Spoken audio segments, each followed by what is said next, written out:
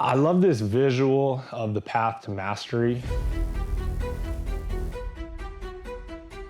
It's this visual of these long plateaus, these brief downturns, and then these quick exponential improvements.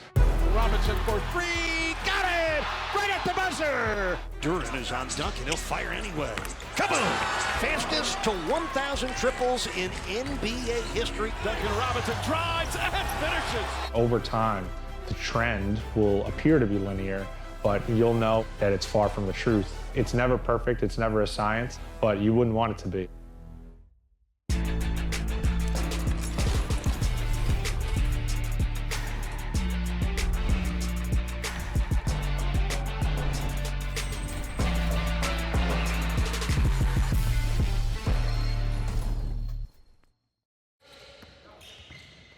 Very nice, very nice. The Miami Heat are here at NBA Summer League. These are not glorified practices. These guys are out here fighting for jobs, fighting for their place in the NBA. Whoa, wow. Robinson, we know he can shoot from downtown, but guess what else, Doug? He can dunk the basketball. It's clear that you can shoot, but what are you trying to show everybody else that you can do beyond that? Just that I'm a complete player. I play the right way. I'm unselfish. I play for my teammates, and like you said, I can make shots. But do a little bit more than that. I feel like I'm always capable. When you hear back that quote from over 6 years ago, what's your reaction, and how does it still remain true for you? Yeah, when I listen back to that quote, I think if somebody asked me that question today, I'd say something similar. Part of my mindset has always been this idea of self-improvement, understanding that you're never a finished product, no matter if you're a 24-year-old rookie playing in Summer League for the first time, or you're a 30-year-old seventh-year player still trying to leave his mark on this league. Robinson beats Carroll and banks it in. Ladies and gentlemen, meet the new and improved Duncan Robinson. Duncan Robinson making plays off the dribble again.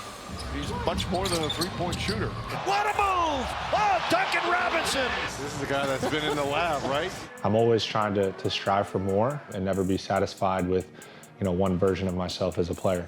Duncan Robinson, what a story he's been. Started his career in Division III. When I was at Williams, my goal was to just, be the best version of myself, wearing that jersey. And that afforded me other opportunities. I was able to transfer, obviously, and play at Michigan. Duncan Robinson, now number 10 all-time in Michigan history in triples made. I feel forever indebted not only to that school, but particularly Coach Beeline. He gave a Division III kid who didn't have a single scholarship 12 months prior an opportunity to play in the Big Ten. And I combined that, with just this drive and hunger I had to improve. On the deck goes Robinson. Robinson, ring it up! Another three! Very grateful for my time at Michigan, and obviously that was the springboard that gave me the opportunity to play Summer League with the Heat as well. Your thoughts on getting to sign an official NBA contract? I'm just excited, incredibly fortunate, unbelievable organization. Words can't quite put it into perspective. It's an incredible blessing.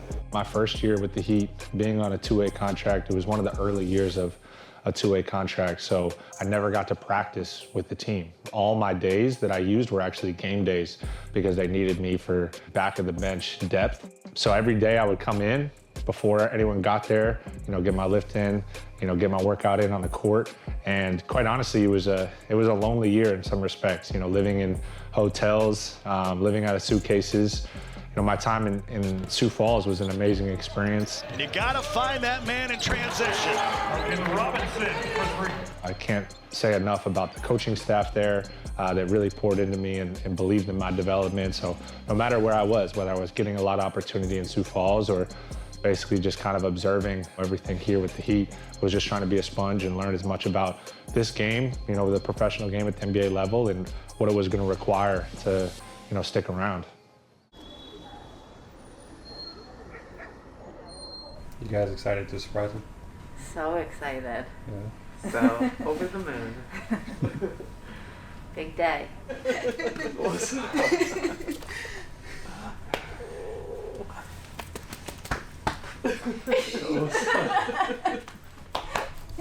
I take my mask off, breathe a little bit.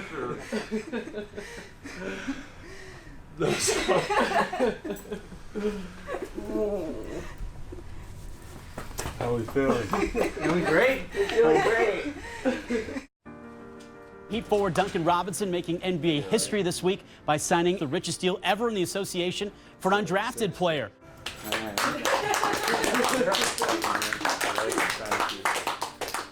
Thank you guys. You want to come over here in front of the contract, or the contract? Yeah, wherever you tell us to go.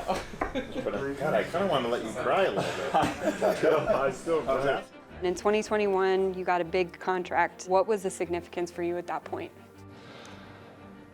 It was a very significant moment for a lot of reasons. It felt like at the time it was a culmination of all this sacrifice, all this time, all this energy that I had put into this sport that I've loved, for as long as I can remember. I think it was particularly special because it was something that I shared with so many people that I had embarked on that journey with. The same way I made sacrifices, they've made sacrifices. My parents, my siblings, driving all around the country, sometimes to watch me play, 5 minutes in the second half of a game. To be there and to sign that contract and have them there was incredibly special. He's a very deserving young man. He's a great professional, so it's been a pleasure. Really been a pleasure for us. Absolutely. Thank you so much. So grateful. Yeah. Seriously. I've since learned that was just a reference point along, this journey. And while it was a special one and one that I look back on with a ton of gratitude, it was also sort of an inflection point in other ways that posed new challenges I had to overcome in this other chapter of my career. I've felt the most gratified when I'm in pursuit of something, and I've felt the most fulfilled when I give it everything that I have. The cutter Duncan from Bam. That's pretty work by Duncan Robinson. Duncan Robinson, penetrator and playmaker. Robinson takes in. Kaboom! The man is back in the saddle. The greatest three-point shooter in Heat history. The great rewarding aspect of on any journey, whether it's professional sports, whether it's a business venture, is hitting these seemingly dead ends and finding a way to find and create a new pathway. And that's really what my journey, I feel, has really been all about, is finding this roadblock and finding a solution. Duncan long through. Kaboom! Oh, when you need him most, he's there. The same way that shooting is a skill or dribbling a ball is a skill, I think this idea of resiliency and stick-to-itiveness is a skill as well. And it's something that I know I've gotten better at throughout my career. And now I think it's one of my greatest assets as a player, is that regardless of the circumstances laid in front of me, I feel like I can find a way.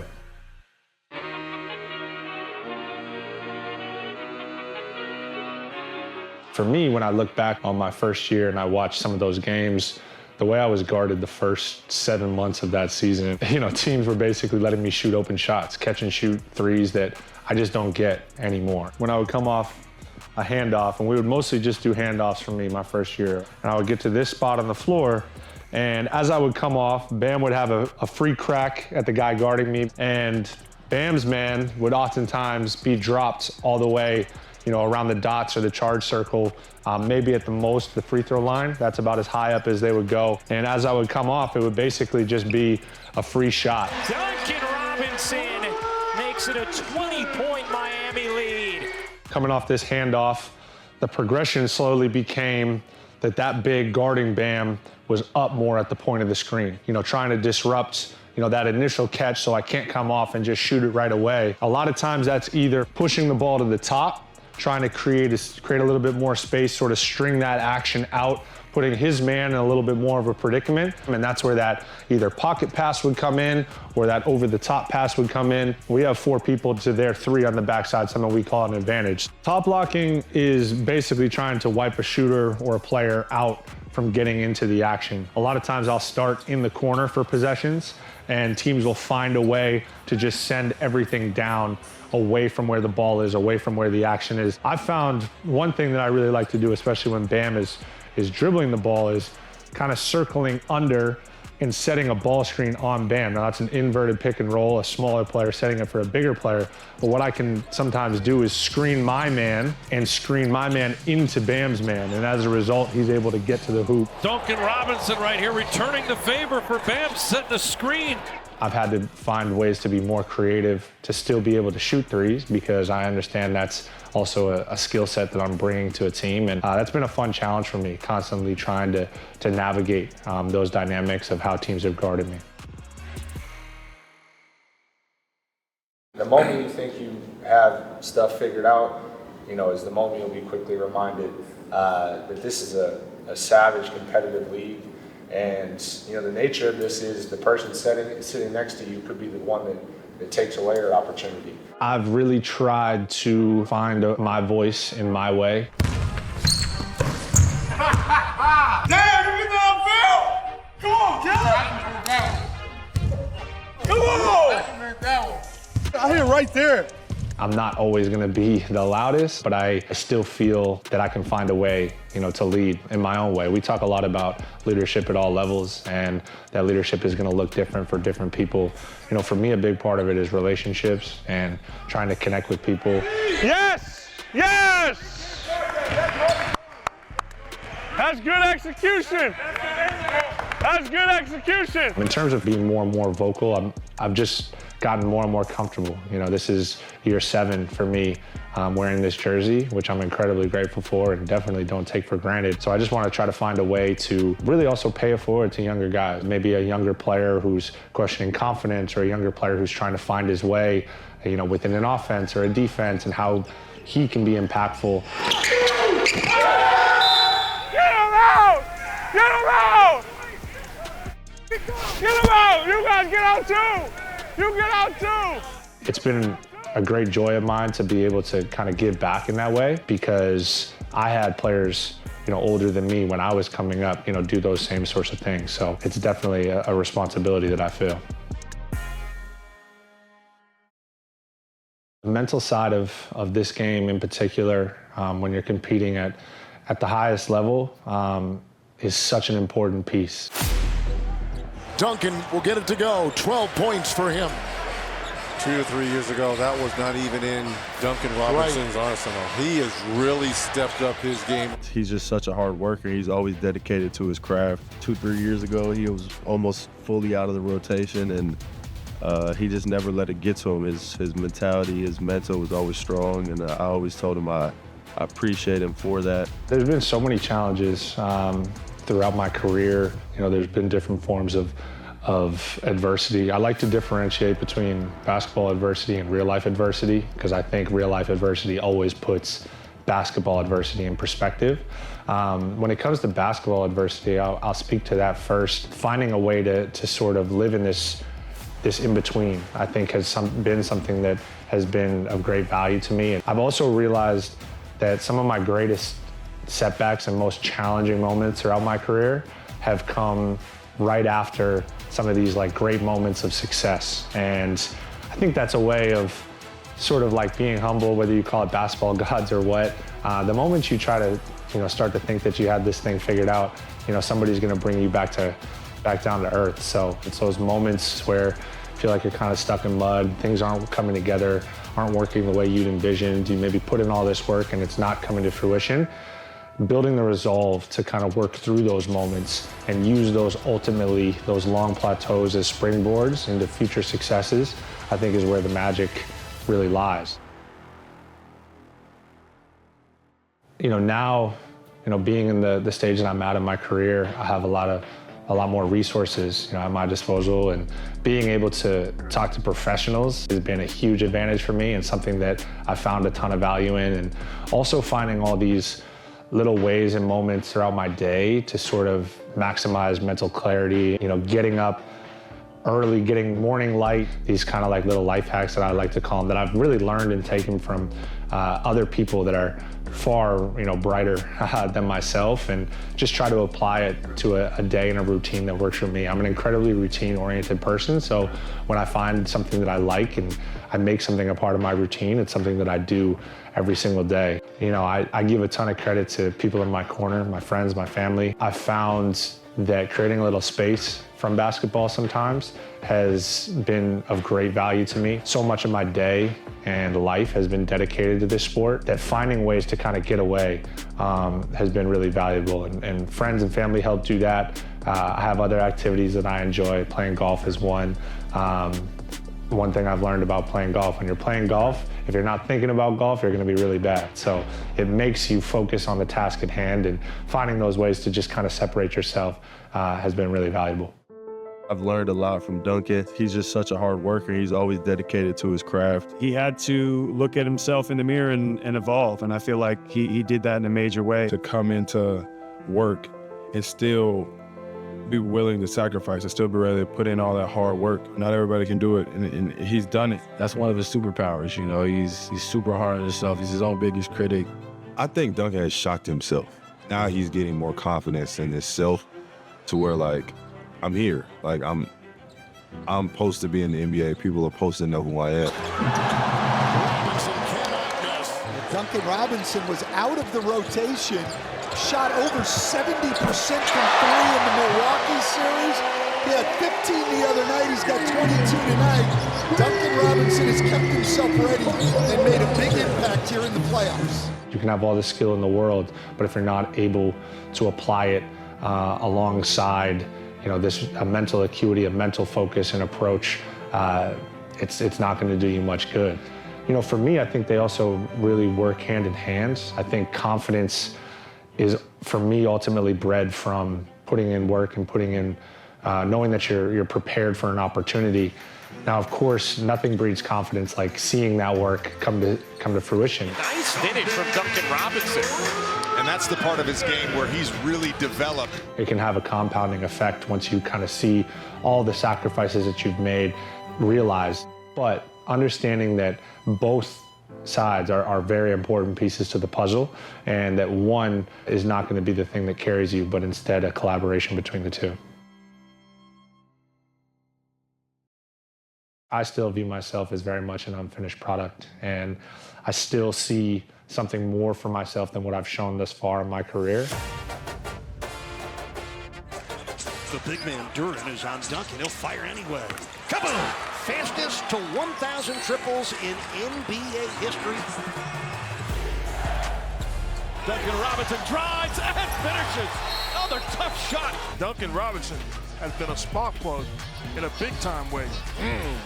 Coming from the G League to breaking the three-point record to experiencing the finals twice, I feel like that's just been a fairy tale story for somebody like Duncan.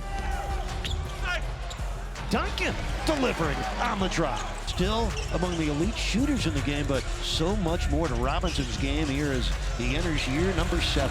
Reflecting back on the last 6 seasons that you've had, what are you most proud of?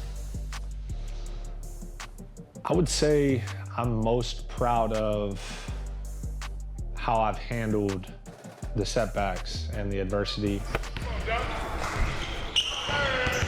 I'm proud that I continued to show up and continued to be the person that I want to be. And that's not to say that I was always. I'm as imperfect as anybody and have really challenging days, but I'm still here, still doing everything I can on a day-to-day basis to pour into this organization and make people around me proud. Send inside, Drew. Inside.